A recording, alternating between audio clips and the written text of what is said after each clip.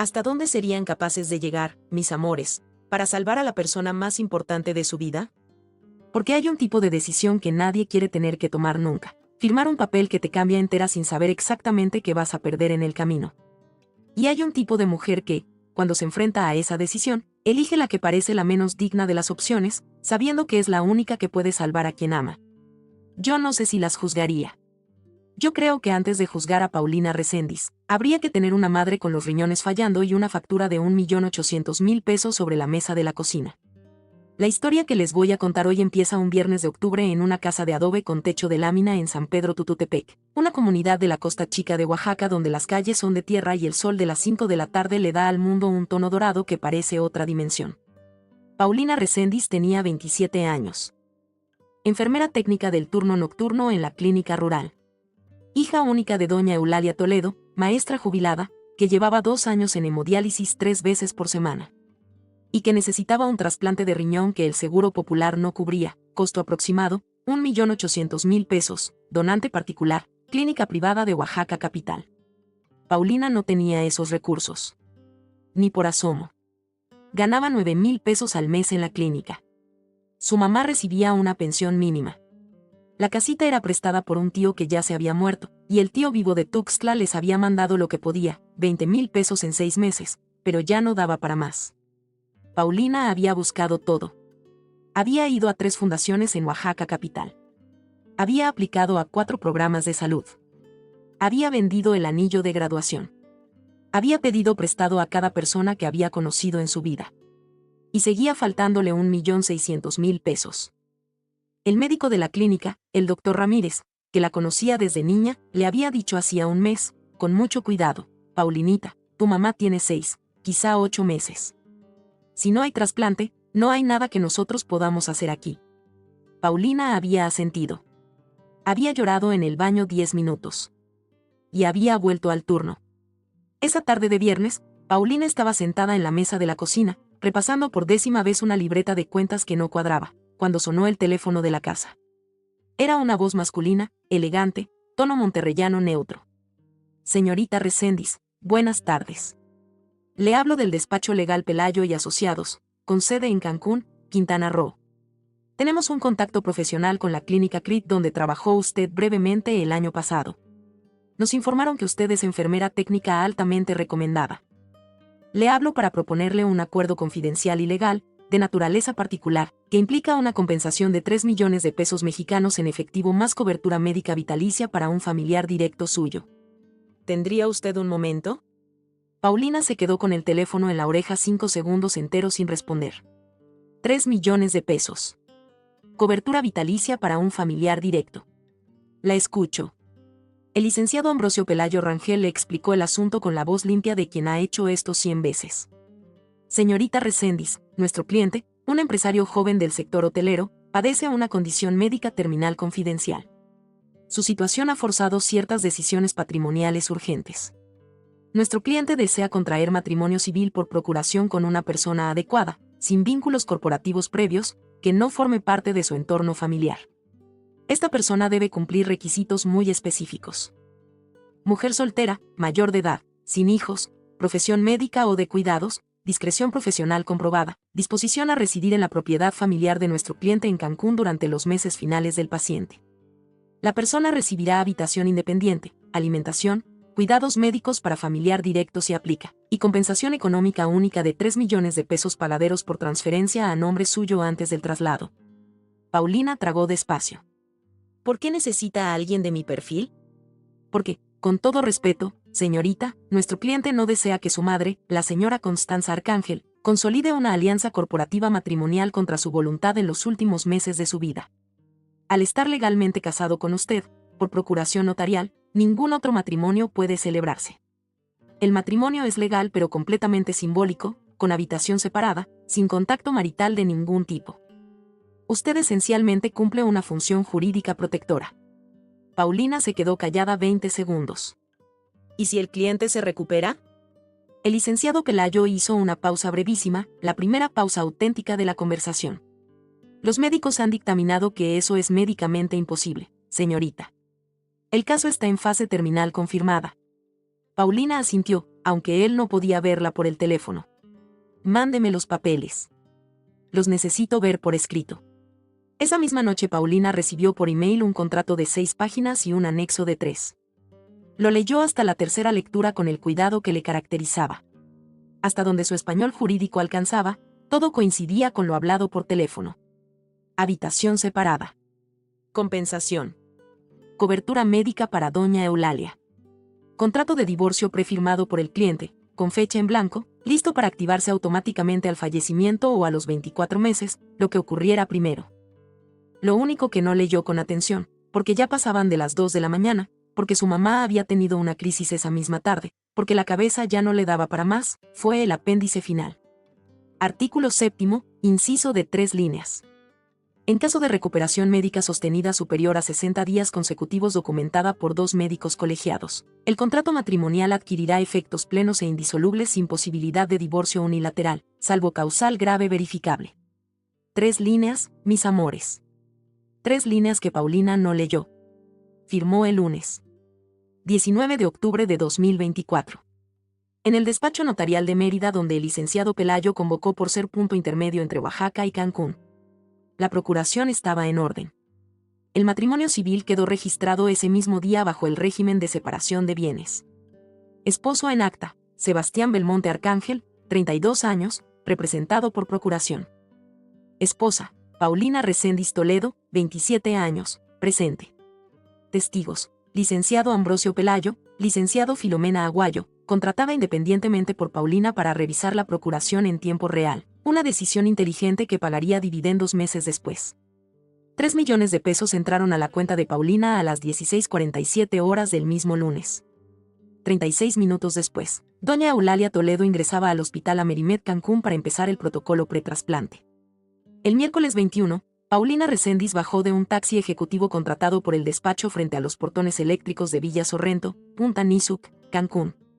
Mansión mediterránea de 2 plantas, jardines con palmeras reales, piscina Infinity con vista al Caribe, 10 habitaciones, personal de 7 empleados. La puerta principal la abrió una mujer de 58 años con uniforme impecable y ojos amables. Bienvenida, señora Paulina. Yo soy Emilia Cortés, ama de llaves. Por aquí, por favor. Así empezó, queridas, la historia más extraña que una enfermera de San Pedro Tututepec haya vivido jamás. Emilia la acompañó al ala norte de la casa, ala de habitaciones privadas, y le mostró la habitación principal. Cama con dosel. Vista a la terraza. Baño de mármol. Esta es su habitación, señora. La del señor está al fondo del pasillo, 30 metros más allá. Ahí es donde descansa. Paulina le agradeció. Desempacó sus 2 maletas. 2 pares de zapatos, 3 uniformes médicos, un libro de García Márquez, una foto de su mamá. El despacho había incluido un guardarropa apropiado para contexto familiar en el segundo armario, vestidos, blusas, bolsos, pañuelos de seda, todo colgado, todo con etiquetas sin usar, todo de marcas que Paulina jamás había tenido en las manos. Al caer la tarde, Emilia vino a buscarla. La señora Constanza llegó de Monterrey hace una hora. Quiere saludarla en el salón principal antes de la cena. Paulina bajó. Puso la mano en el barandal de hierro forjado y descubrió que le temblaba. Doña Constanza Arcángel, viuda de Belmonte, la recibió en un salón con 3 sillones color perla, cuadro de Rufino Tamayo sobre la chimenea, vista panorámica al mar. Tenía 59 años, cabello rubio canoso recogido, vestido negro de corte impecable, collar de perlas de Tahití gris. Elegancia absoluta. No sonrió al ver a Paulina. Solamente inclinó la cabeza 2 centímetros. Señorita Reséndiz. Gracias por aceptar la situación de mi hijo. Entendemos que esto es complejo para todas las partes. Le pido que mantenga estricta confidencialidad sobre nuestra situación familiar. Su rol aquí, como sabrá, es esencialmente protocolario. Le sugiero que no tenga contacto directo con mi hijo más de lo estrictamente médico. Él ha solicitado reposo absoluto y el menor número de personas alrededor. El doctor Casiano Valverde, médico de la familia, pasará cada mañana a las 9. Si necesita algo, diríjase a Emilia. Gracias por su comprensión. Paulina asintió. Gracias a usted, señora Belmonte. Doña Constanza salió del salón sin ofrecerle un té, sin preguntar por su viaje, sin mencionar a doña Eulalia. Paulina entendió en ese mismo instante que en aquella casa ella era un mueble útil. Un mueble con funciones legales específicas. Nada más. Esa noche, a las 11:22, Paulina caminó por el pasillo hacia la habitación del fondo para verificar por primera vez a su esposo. Tenía el corazón en la garganta, y no por las razones que una podría imaginar, no por romanticismo, no por curiosidad morbosa, sino porque Paulina, como enfermera, había cuidado a 16 pacientes terminales en sus años de clínica y sabía exactamente cómo se veía un cuerpo en fase final. Se había preparado mentalmente para esa escena. La habitación del fondo tenía luz tenue azul. Cama hospitalaria ajustable. Monitor cardíaco conectado. Suero intravenoso. Un hombre joven, alto, cabello oscuro, piel ligeramente pálida, pero no con la palidez terminal que Paulina conocía. Respiración regular, rítmica, casi perfectamente acompasada. Demasiado rítmica. Demasiado perfecta. Labios cerrados con tensión ligera, no con la relajación total del cuerpo realmente inconsciente. Y los ojos. Los ojos ligeramente temblorosos bajo los párpados cerrados, como si soñara. Solo que Paulina sabía leer ese temblor. No estaba soñando. Estaba escuchando. Se quedó de pie al lado de la cama 5 minutos completos, observando cada detalle con la profesionalidad silenciosa de las enfermeras rurales. Al final no dijo nada. Le tomó los signos vitales. Anotó en la hoja de seguimiento. Apagó la luz secundaria. Y se retiró a su habitación. Esa noche, Paulina Reséndiz, enfermera técnica de la Costa Chica de Oaxaca, hija de una maestra rural que le había enseñado a leer a Neruda a los 10 años y los signos vitales a los 15, durmió con una sola idea dándole vueltas en la cabeza. Algo no está bien en esta casa, pero tengo que fingir que no me di cuenta. Porque si digo algo, mi mamá pierde el trasplante. Y al día siguiente, mis lindas, entró en escena a alguien más. Ahora déjenme contarles la parte que ni Paulina ni su mamá sabían. La parte que ocurría del otro lado de la mansión. Porque este cuento tiene 2 protagonistas, queridas, y yo les voy a contar la segunda cabeza de la historia para que vean de qué va todo esto. Sebastián Belmonte Arcángel tenía 32 años. Arquitecto por la ETH Zurich. Presidente del Grupo Sorrento desde los 28, cuando murió su padre don Alfonso. Alto, delgado, con una cicatriz pequeña en el dorso de la mano izquierda que se había hecho a los 9 años con el alambre de púas de la finca de Tulum. En 4 años de dirección había pasado el Grupo Sorrento de 7 a 11 hoteles boutique. Era, en resumen, un heredero competente. Pero también era un hombre harto. Harto, específicamente, de algo muy concreto. Su madre, doña Constanza, había pasado los últimos 18 meses pactando a espaldas suyas una alianza corporativa con el Grupo Zambrano Aceros, de Monterrey. Alianza que pasaba obligatoriamente por un matrimonio arreglado entre Sebastián y la heredera Zambrano, Lucrecia Zambrano Echegaray, 31 años, sofisticada, cómplice consciente. Doña Constanza había llegado al punto de anunciar el compromiso a 3 socios clave de la empresa sin consultar a Sebastián. Había programado el anuncio público para enero próximo. Había preparado una cena formal en Monterrey para diciembre. Todo con Lucrecia. Y Sebastián no quería. Ni por asomo. Lucrecia le caía mal desde que tenían 16 años. La encontraba arrogante, calculadora, con esa sonrisa de quien siempre está calculando cuánto valen todas las personas de una habitación. Pero también sabía que confrontar de frente a su madre no funcionaría. Doña Constanza siempre ganaba los enfrentamientos directos. Siempre. Así que Sebastián, con la ayuda de su amigo de infancia, el doctor Casiano Valverde Prado, médico de familia Belmonte de 55 años, diseñó un plan que era mitad acto de rebeldía y mitad juego de ajedrez jurídico. Primero, Dr. Valverde emitiría informes médicos confidenciales indicando que Sebastián padecía una enfermedad autoinmune rara con pronóstico terminal no confirmado. Segundo, el licenciado Pelayo, abogado personal de Sebastián, que por suerte no era el mismo que usaba doña Constanza, prepararía el contrato matrimonial por procuración con una mujer totalmente ajena al entorno. Tercero, Sebastián permanecería oficialmente inconsciente en su propia casa durante un máximo de 6 meses. Tiempo suficiente para que doña Constanza perdiera la paciencia con Lucrecia, el negocio corporativo con Zambrano Acero se cayera por sí solo, y Sebastián pudiera recuperarse milagrosamente para después divorciarse de la enfermera contratada. Plan perfecto en el papel. Pero Sebastián tenía una preocupación pequeña. Un detalle que a él mismo le molestaba y no sabía cómo resolver. ¿Qué clase de mujer aceptaría ese contrato? Porque si era una oportunista, iba a intentar sacarle dinero adicional. Si era una manipuladora, iba a tratar de hacer el matrimonio real. Si era alguien sin escrúpulos, iba a causar problemas. Sebastián necesitaba saber con qué tipo de persona estaba compartiendo su casa. Y por eso hizo algo que ni el licenciado Pelayo ni el doctor Valverde se atrevieron a discutirle. Compró un uniforme de enfermero CRIT. Se rapó el cabello un poco más corto de lo habitual. Se hizo unos lentes de armazón grueso. Y convenció al doctor Valverde de que lo registrara ante la agencia Villa Sorrento como Enrique Guerrero, enfermero nocturno suplente, turno de 1 de la madrugada a 5 de la mañana, 3 veces por semana. Así que la segunda noche de Paulina en Villa Sorrento, un enfermero nuevo llegó a la casa a la 1 de la mañana. Pasó los controles de seguridad con credenciales en regla. Emilia Cortés, que si estaba en el secreto por ser leal a Sebastián desde la infancia, lo acompañó discretamente al ala norte. Y el enfermero Enrique entró en la habitación del fondo, cerró la puerta por dentro, y por primera vez en 4 días, Sebastián Belmonte Arcángel pudo levantarse de la cama. Estirar las piernas. Leer. Trabajar por laptop. Hacer videollamadas a Zurich. A las 4:30 de la madrugada, volvía a acostarse, a reconectar los cables, y a fingir inconsciencia antes de que amaneciera. Lo que Sebastián no sabía todavía era que al otro lado del pasillo, una enfermera real, una enfermera que había leído a García Márquez, que cuidaba a 16 pacientes terminales sin equivocarse, que olía los fingimientos con la precisión de un sabueso, estaba escuchando. Paulina no tenía forma de saber quién era Enrique. Emilia se había asegurado de explicarle que había turno de apoyo nocturno externo los lunes, miércoles y viernes. Paulina lo aceptó.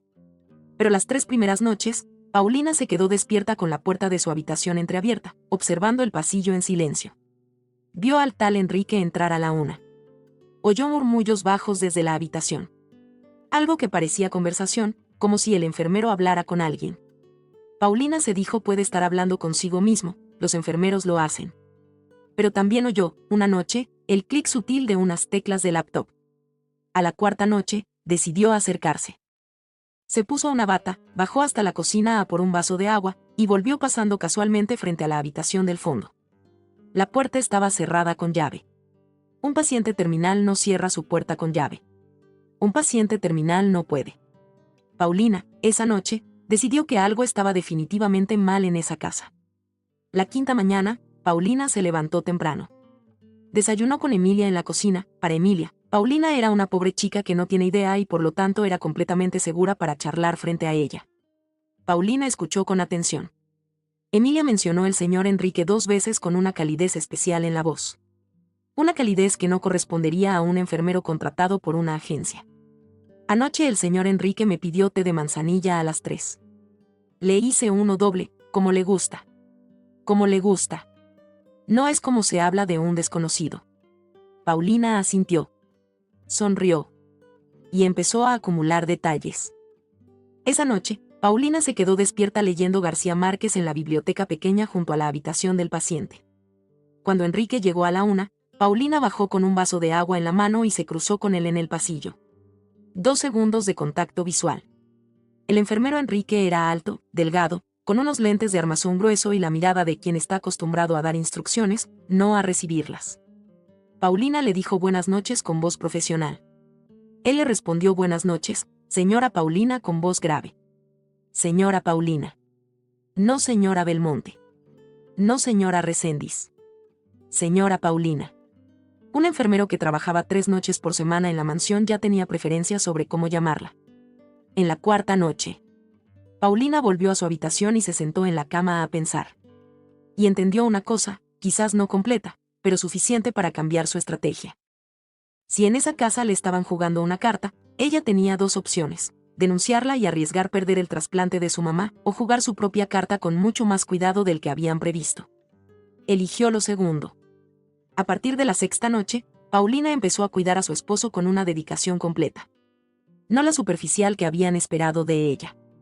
Le leía pasajes de 100 años de soledad en voz alta, elegía capítulos específicos sobre dignidad, espera, amor verdadero versus amor arreglado. Le contaba historias de San Pedro Tututepec. Le contaba, en voz baja, cómo había sido crecer sin padre, cómo su mamá había trabajado 38 años en la escuela primaria. Cómo había aprendido a cocinar mole amarillo a los 9 años. Como había leído a Sor Juana a los 12 y había llorado porque había entendido, sin nadie explicárselo, que las mujeres brillantes de su tiempo habían pagado precios altos. Hablaba con su marido como si estuviera consciente. Como si pudiera escuchar todo. Porque Paulina ya sabía que sí.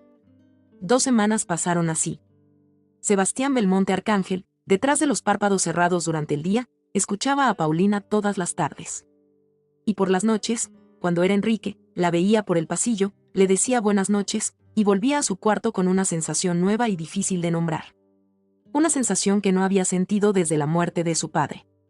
Una sensación de haber encontrado, de casualidad, en las circunstancias más improbables del mundo, a una mujer con la que daban ganas de conversar. Y en la tercera semana, mis amores, pasó algo inesperado. Una noche, Sebastián Enrique le pidió al doctor Valverde una caja de música vieja, la que había sido de su abuela Mercedes, que tocaba Alfonsina y el mar cuando se abría. Le pidió a Emilia que la dejara, como por accidente, en la mesita de noche del ala del paciente. Dile que es para ayudarlo a dormir. Paulina encontró la caja al día siguiente. La tocó para su marido esa tarde. Mientras sonaba la melodía, Paulina hizo algo que no se había permitido hacer en todos esos días. Lloró. Lloró por su mamá, lloró por lo raro de la situación, lloró por la soledad de la mansión, lloró por el hombre dormido, o fingiéndose dormido, frente a ella, fuera quien fuera, que probablemente tenía una historia tan compleja como la suya. Y detrás de los párpados, Sebastián escuchó el llanto de Paulina. Y cuando la canción terminó, Paulina le dijo en voz baja, creyendo que le hablaba a un inconsciente, algo que Sebastián llevaría consigo el resto de su vida: ojalá, si alguna vez te recuperas, entiendas que yo no firmé este papel por ambición. Lo firmé por amor a mi mamá. Y no tendría vergüenza de explicártelo. Pero si te mueres antes, también quiero que sepas que te voy a recordar. Porque ningún ser humano merece morirse rodeado solo de contratos. Esa misma madrugada, Sebastián Belmonte Arcángel no pudo dormir. Se sentó en la cama, con la laptop cerrada y la caja de música abierta. Y tomó una decisión que cambiaría todo. Le mandó un mensaje al doctor Valverde desde un teléfono cifrado: Casiano, tenemos que hablar. Esto ya no puede seguir así. Voy a suspender el plan. Pero antes de que Sebastián pudiera actuar, doña Constanza actuó primero. Y ahí, queridas, es donde toda la historia se volteó. Doña Constanza Arcángel no era tonta. 4 años dirigiendo sola Sorrento Resorts le habían enseñado a oler las inconsistencias a kilómetros. Y algo en los informes médicos del doctor Valverde, en las últimas semanas, no le cuadraba. Los análisis, raros. Los medicamentos, raros. La recomendación del doctor Valverde de no consultar a un segundo oncólogo, más rara todavía. Así que doña Constanza, sin avisarle a nadie, contrató a un equipo médico independiente del Hospital ABC de la Ciudad de México para hacer una evaluación sorpresa de Sebastián. Programó la visita para el martes 18 de noviembre. 12 del mediodía. Sin previo aviso al doctor Valverde, sin previo aviso a Paulina, sin previo aviso a Emilia. El martes 18 a las 11:45, 3 médicos del Hospital ABC llegaron a los portones de Villa Sorrento con orden firmada por doña Constanza. Paulina los recibió, confundida. Emilia intentó detenerlos amablemente. Doña Constanza, llegando por la puerta principal 20 minutos después, entró al pasillo del ala norte con paso firme y abrió la puerta del fondo de un solo golpe. La puerta que Paulina sabía que siempre estaba cerrada con llave por la noche. Esta vez, a mediodía, la puerta no estaba con llave. Sebastián Belmonte Arcángel estaba acostado en la cama, con los cables conectados, los ojos cerrados. El doctor Valverde venía subiendo las escaleras al mismo tiempo. Los 3 médicos del ABC entraron. Examinaron al paciente. Hicieron un electrocardiograma sorpresa. Sacaron sangre. A las 2 de la tarde, el jefe médico del ABC, doctor Ignacio Pardo, llamó a doña Constanza al salón principal y le dijo una sola frase: señora Belmonte, con todo respeto, su hijo no tiene ninguna enfermedad terminal. Está perfectamente sano. Lo que sea que esté ocurriendo aquí, no es un caso médico. Es otra cosa. Doña Constanza, mis amores, recibió esa información con la cara de una mujer a la que le acaban de volcar encima un balde de hielo y fuego al mismo tiempo. No dijo una sola palabra. Despidió a los médicos. Cerró las puertas del salón principal. Y fue a buscar al doctor Valverde, a Sebastián y a Paulina, los 3 al mismo tiempo, en el salón principal, en ese orden. El doctor Valverde llegó primero. Le ofreció media verdad. Doña Constanza le dijo frío: Casiano, fuiste amigo de Alfonso durante 30 años. Fuiste padrino de bautizo de mi hijo. Y me estuviste mintiendo 7 semanas. Quiero que me expliques todo en los próximos 4 minutos antes de llamar a la policía. Valverde se derrumbó. Confesó. Sebastián, escuchando por el intercomunicador interno de la casa desde su habitación, entendió que el juego había terminado. Se puso una camisa. Salió de la cama. Caminó firme, sin ningún temblor, hasta el salón principal. Paulina, bajando la escalera a llamado de Emilia, entró al salón justo cuando Sebastián estaba de pie frente a su madre, erguido, sin lentes de armazón grueso, con la expresión de un hombre que acaba de recibir el golpe de su vida pero está de pie. Paulina lo miró. Sebastián la miró. Silencio absoluto. Y entonces doña Constanza habló primero: esta farsa se acabó hoy mismo. Sebastián, voy a anunciar esta tarde en Monterrey el compromiso oficial con Lucrecia. El matrimonio se celebrará en 48 horas por procedimiento exprés. Y a ti, niña, señalando a Paulina, te quiero fuera de esta casa en 2 horas.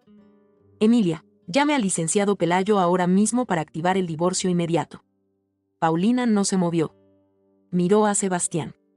¿Usted es, Enrique? ¿El enfermero? Y Sebastián, por primera vez en 7 semanas, le respondió con su voz real: sí, Paulina. Soy Enrique. Y Sebastián. Y sobre todo, un idiota que ya entendió que le debe una disculpa enorme a usted. Pero antes de que me la reclame, déjeme que resuelva esto primero. Sebastián se volteó hacia su madre. No alzó la voz. Habló con la claridad tranquila de quien ha pensado lo que va a decir. Mamá. No me voy a casar con Lucrecia Zambrano. Nunca. Tampoco voy a divorciarme de Paulina hoy. Usted acaba de entrar a mi casa sin mi permiso, con médicos externos, y acaba de revelar una farsa que yo inventé específicamente para protegerme de una alianza corporativa que usted decidió sin consultarme. Le informo ahora mismo, frente a testigos, que mi contrato matrimonial con Paulina Reséndiz es plenamente válido según el artículo 7º, inciso D, del anexo firmado por ella el 19 de octubre, al estar yo, cito textualmente, en recuperación médica sostenida por más de 60 días consecutivos documentada por 2 médicos colegiados. Y los médicos del hospital ABC que usted acaba de traer acaban de certificar mi plena salud. El contrato adquiere efectos plenos e indisolubles. Soy legalmente esposo de Paulina. Sin posibilidad de divorcio unilateral. Doña Constanza se puso blanca. Eso no puede ser. Esa cláusula no estaba prevista. Tú nunca la autorizaste. Sebastián sacó del bolsillo de la camisa una hoja doblada. La desdobló. La autoricé. Y le pedí al licenciado Pelayo que la incluyera como cláusula protectora, por si a mí me daba por recuperarme realmente y no quería casarme con Lucrecia. La incluí como seguro contra usted, madre. No contra Paulina. Paulina no tenía ni idea. Paulina miraba la escena con la boca entreabierta. No podía procesar. Estaba, literalmente, casada para toda la vida con el hombre frente a ella. Y Sebastián se volteó hacia Paulina, se acercó 2 pasos, y le dijo en voz lo suficientemente baja para que solo ella pudiera escucharlo: Paulina. Lo siento. Lo siento muchísimo. Yo no planeé esto para hacerle daño. Yo planeé esto para escapar de un casamiento arreglado. Pero estas 7 semanas oyéndola hablar, leer, cuidarme incluso sabiendo que algo raro pasaba, me obligaron a ver algo que no vi en ninguna de las mujeres que mi madre me había presentado en los últimos 10 años. Usted no firmó ese contrato por ambición. Lo firmó por su mamá. Y yo no puedo, permitir que mi mentira le cueste ahora algo más de lo que ya costó. Si usted me quiere demandar por fraude, la apoyaré. Si quiere anular el matrimonio por causal grave, le firmo la anulación hoy. Si quiere quedarse con los 3 millones y el tratamiento de su mamá, son suyos para siempre, sin condiciones. Usted decide, Paulina. Usted. No yo. Paulina lo miró a los ojos. Y después, mis lindas, hizo la pregunta más importante de toda esta historia. Tan importante que yo creo que, cuando ustedes la oigan, van a entender qué clase de mujer era Paulina Reséndiz. Sebastián. ¿La caja de música de Alfonsina y el mar, fue usted? Él asintió.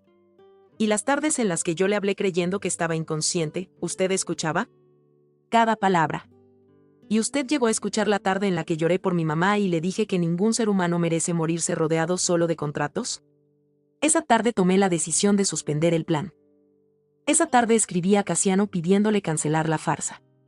Esa tarde ya era suyo, sin yo saberlo. Paulina cerró los ojos. Respiró profundo.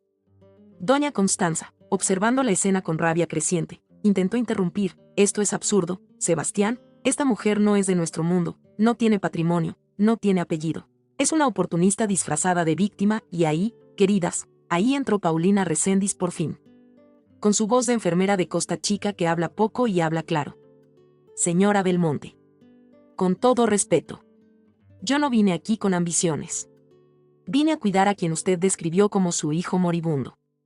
Acepté habitación separada. Acepté condiciones estrictas. Acepté la confidencialidad. Lo único que no acepté fue que me mintieran. Y lo único que no voy a aceptar es que me hablen como si yo fuera el problema de la situación que ustedes crearon. Soy enfermera técnica del estado de Oaxaca. Tengo una madre que necesita un trasplante. Firmé un contrato legal. Y estoy descubriendo, en este momento, que ese contrato me dejó casada con un hombre que también fue víctima de su familia. Así que no, señora, yo no voy a anular nada hoy. Yo voy a consultar con mi abogada. Y después decidiré con calma, con profesionalismo, y sin presiones, qué quiero hacer con mi vida, con mi matrimonio, y con este drama familiar que yo no pedí. Buenas tardes, señora. Doña Constanza se quedó sin palabras. Por primera vez en 30 años, queridas. Sin palabras. Ay, chicas, ay, mis lindas. ¿Ustedes lo vieron? Miren a esta mujer, Paulina Reséndiz, 27 años, enfermera rural, hija de una maestra de Oaxaca. Miren cómo respondió. Sin rabia. Sin drama. Con la precisión de quien ha pasado 8 años tomando signos vitales a pacientes terminales. Con la educación de quien leyó a Neruda antes que muchos de los hijos de esas familias ricas. Yo cuando oí esa respuesta, les confieso, me temblaron las manos. Porque hay una dignidad, mis amores, que no se compra. Que no se hereda. Que sale de crecer comiendo frijoles y escuchando a una mamá maestra leer en voz alta las tardes de verano. Esa dignidad, queridas, es la más peligrosa de todas para la gente como Doña Constanza. Porque no se puede comprar. No se puede intimidar. No se puede. Lo que siguió, mis amores, fue el desmantelamiento completo del plan de Doña Constanza. En las semanas siguientes, Paulina consultó con la licenciado Filomena Aguayo, la misma abogada independiente que había firmado como testigo del matrimonio por procuración. Filomena le explicó las opciones: anulación inmediata con indemnización por dolo, divorcio por causal grave, o, y esto era lo interesante, validar el matrimonio, quedar como esposa legal y patrimonial de Sebastián, y renegociar por completo la situación familiar desde una posición de poder jurídico. Paulina tardó 2 semanas en decidir. No por ambición. Por algo mucho más complejo, Sebastián, durante esas 2 semanas, no le presionó ni una sola vez. Le escribió una sola carta, a mano, con su caligrafía de arquitecto, donde le decía: Paulina, sé que lo que usted decida será lo correcto. Si usted decide irse, le dejaré todo lo prometido y más. Si decide quedarse, sepa que yo, no la familia Belmonte, no el patrimonio, no el apellido, sino yo, Sebastián, le prometo acompañarla con el respeto que usted demostró en esta casa desde el primer día. Usted decide sin presión. Y cualquier decisión es respetable. Paulina leyó la carta 4 veces. Y tomó una decisión que mezcló lo pragmático y lo emocional a partes iguales. Validó el matrimonio. Pero con condiciones. 1. Disolución completa del acuerdo corporativo Sorrento-Zambrano, con Paulina como nueva accionista del 5% de Sorrento Resorts en calidad de esposa legal. 2. Exclusión total de Doña Constanza de la administración del Grupo Sorrento por decisión del Consejo, en virtud del fraude médico perpetrado. 3. Matrimonio religioso formal en San Pedro Tututepec a los 6 meses, no antes, con tiempo suficiente para que Paulina decidiera si realmente quería continuar la relación con Sebastián más allá del contrato. 4. Garantía notarial irrevocable de pensión y cuidados para Doña Eulalia de por vida, independiente del destino del matrimonio. Sebastián aceptó todo. Firmó sin negociar una coma. 7 meses después, en mayo del 2025, Paulina Reséndiz y Sebastián Belmonte se casaron por segunda vez, esta vez en presencia, por amor, y en la iglesia modesta de San Pedro Tututepec, de donde Paulina había salido 8 meses antes a salvar a su madre. Doña Eulalia, con el trasplante ya realizado y en recuperación avanzada, caminó del brazo de su hija hasta el altar con lágrimas en los ojos. Emilia Cortés estuvo presente. El doctor Valverde, perdonado por Sebastián pero no por doña Constanza, estuvo presente. La licenciado Filomena Aguayo estuvo presente como madrina de boda. Doña Constanza no estuvo presente. Vive hoy retirada en una casa menor en Cuernavaca, con pensión vitalicia generosa de Sebastián, pero sin voz en el grupo Sorrento. Intentó durante 6 meses impugnar judicialmente la decisión del Consejo, perdió todas las instancias. Hoy se limita a mandarle cada Navidad a Sebastián una carta elegante que Sebastián, invariablemente, abre, lee y archiva sin responder. Lucrecia Zambrano Echegaray se casó con otro heredero de Nuevo León 6 meses después del escándalo. Hoy tiene 2 hijos y una columna en una revista de sociedad donde escribe sobre matrimonios exitosos. La ironía, como siempre, no la detecta. El grupo Sorrento, bajo dirección compartida de Sebastián y Paulina, que tomó posesión formal de su puesto en la junta directiva 2 años después de terminar una maestría en administración hospitalaria pagada por el grupo, abrió 3 nuevos hoteles boutique en el estado de Oaxaca, en comunidades costeras rurales. Con programa de empleo preferencial para mujeres de la región. Con fondo de becas para hijas de trabajadoras de hospitalidad. El hotel principal de la nueva expansión se llama, por insistencia de Sebastián aceptada con lágrimas por Paulina, Hotel Doña Eulalia. Y la caja de música, Mis Amores, que tocaba Alfonsina y el mar, vive hoy en un estante en el despacho que Sebastián y Paulina comparten en la Villa Sorrento renovada. Nadie más la toca. Solo ellos. Usualmente en las noches lluviosas. Cuando Paulina la pone a sonar, Sebastián, que ahora ya no usa lentes de armazón grueso ni finge estar dormido, se sienta a su lado y le dice siempre lo mismo: gracias por no irte, Paulina. Gracias por no irte ese martes 18 de noviembre. Y ella le responde siempre lo mismo: gracias por haber escuchado todo lo que te dije cuando creí que no me oías, Sebastián. Eso fue la prueba de que eras real y ustedes, mis amores. ¿Ustedes creen que Paulina hizo bien en validar el matrimonio, o habrían preferido que se fuera con la indemnización y empezara una vida nueva sola en Oaxaca? ¿Creen que Sebastián se merecía una segunda oportunidad después de mentir 7 semanas? ¿O creen que le fallé a Paulina al perdonarlo? Cuéntenme abajo, queridas, quiero leerlas a todas.